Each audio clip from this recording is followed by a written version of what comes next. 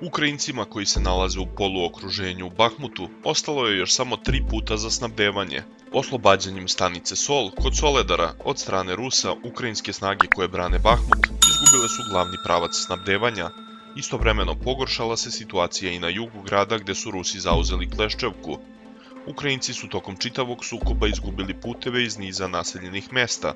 U današnje vreme čak i put od Slavjanska preko Nikiforove je pokriven ruskom artiljerijom, ali postoji zaobilazni put kroz Barkovku i to je put broj 1 na ovoj mapi. Međutim, i ovaj put mogu izgubiti u slučaju da ruska vojska uzme Paraskovijevku.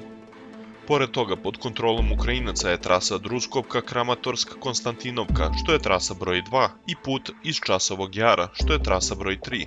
Ti putevi se mogu preseći u bilo kom trenutku, i dok se hrana u Bahmut može dostavljati seoskim putevima, manjim kamionima, nema govora o ozbiljnom vojnom snabdevanju oružjem i opremom. Tako će militanti morati ili da pobegnu ili da se predaju, piše ruski portal Redovka.